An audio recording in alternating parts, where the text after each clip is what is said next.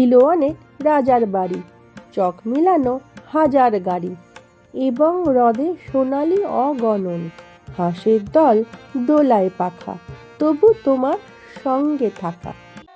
চমৎকার। জুলেখা ডবসন, শক্তি চট্টোপাধ্যায়। দুর্গাপুজো মানেই এখন নানা রকম থিমের বাহার, রাত জেগে ঠাকুর দেখা, হই হুল্লোড়, খাওয়া দাওয়া।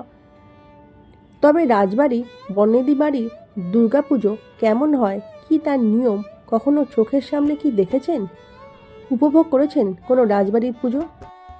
এবারের পুজোর ছুটিতে এমনই কিছু জায়গায় ঘুরে আসতে পারেন, দেখে আসতে পারেন সেই সব রাজবাড়ির পুজো।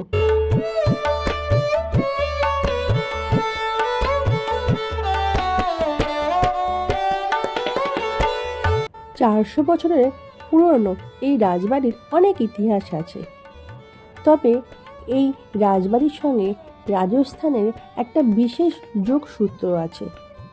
কি সেই যোগসূত্র, আর কেনই বা এবং কিভাবে এই দুর্গাপুজো শুরু হলো, সেই নিয়ে আজকের গল্প। ঝাড়গ্রাম রাজপরিবারে দুর্গাপুজো প্রায় 400 বছরের পুরনো। দুর্গাপুজোর 15 দিন আগে জিতা অষ্টমী থেকেই ঝাড়গ্রাম রাজপরিবারে পুজো শুরু হয়ে যায়। এখানে দেবী দুর্গা পটেশ্বরী রূপেই পূজিতা হন। ঝাড়গ্রাম রাজপরিবারের কুলদেবী সাবিত্রী মন্দিরে এই দুর্গাপুজো হয়ে থাকে। সাবিত্রী মন্দিরের মধ্যেই রয়েছে পটচিত্রের দেবী দুর্গা।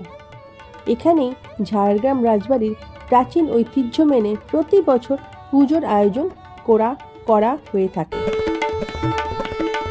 জনশ্রুতি কয়েকশো বছর আগে 16 শতাব্দীর মধ্যভাগে গড় ঝাড়গ্রামের জঙ্গলি মাল রাজাকে দ্বন্দ্বযুদ্ধে হারিয়ে রাজ্যপাট দখল করেন রাজপুতানার সর্বেশ্বর সিং চৌহান। কথিত আছে তৎকালীন জঙ্গলখণ্ডের কোনো জঙ্গলে শিকারে গিয়েছিলেন রাজা। সেখানে অপরূপ এক নারীকে দেখে মুগ্ধ হয়ে বিবাহের প্রস্তাব দেন তিনি। নারীর শর্ত ছিল রাজা আগে যাবেন, সেই নারী তার পিছনে আসবেন, কিন্তু রাজা পিছন ঘুরতে পারবেন না। অনেক সময় চলার পর রাজা কৌতূহলবশত পিছনে ফেরেন, দেখেন সেই নারী মাটির তলায় চলে যাচ্ছেন। তা আটকাতে রাজা এসে মুঠিতে ধরেন নারীর চুলের গোছা। সেই নারী মেদিনীর তলে প্রবেশ করেন, আর রাজার হাতে রয়ে যায় কয়েক গাছা চুল। রাজা স্বপ্নাদেশ পান, সেই নারী হচ্ছেন দেবী। এরপর ওই স্থানে মন্দির নির্মাণ করে সেই চুলের আরাধনা শুরু করেন রাজা। এই মন্দিরেই দেবী সাবিত্রী প্রত্যহ পুজো পান। দেবীর এখানে পূর্ণ অবয়ব নেই, রয়েছে শুধু মুখমণ্ডল। সাবিত্রী মন্দিরের কাছেই চণ্ডী মণ্ডপে হয় দেবী দুর্গার পুজো। দেবী এখানে পটে আঁকা পটেশ্বরী, তারই সামনে ঘট স্থাপন করে পুজো হয় প্রাচীন ঐতিহ্য মেনে। রাজা সর্বেশ্বরের রাজ্যাভিষেকের দিন ভাদ্র মাসে শুক্লপক্ষে দ্বাদশী তিথিতে ইন্দ্রাভিষেক অনুষ্ঠান করা হয়। পরিবারের সমৃদ্ধি ও প্রজাদের মঙ্গল কামনায় জিমুত বাহনের পুজো হয়। শক্তিলাভের কামনায় জিতাষ্টমীর পরদিন কৃষ্ণপক্ষের নবমী তিথিতে অস্ত্র পূজার মাধ্যমে দুর্গা পুজো শুরু হয়। পুজোর রীতি অনুযায়ী ষষ্ঠীর দিনের রাতে বেলগাছের নিচে মঙ্গল ঘট স্থাপন করা হয়, আর সপ্তমীর দিন সকালে শোভাযাত্রা করে রাজবাড়ি থেকে খড়গ, রাজলক্ষ্মী, শালগ্রামশিলা ও ঘট মন্দিরে নিয়ে যাওয়া হয়।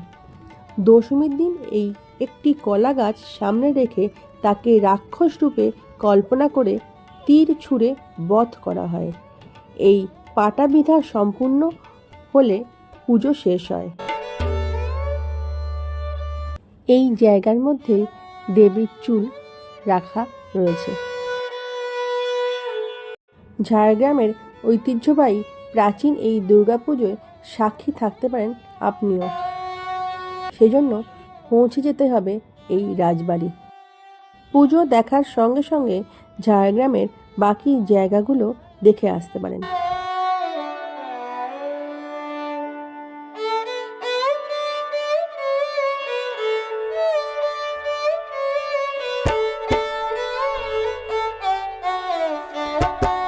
আমার ব্লগটা আমি এখানেই শেষ করছি। খুব তাড়াতাড়ি আবার একটি ব্লগে নতুন কোনো রাজবাড়ির গল্প নিয়ে চলে আসব। সবাই খুব ভালো থাকবেন। Bye bye.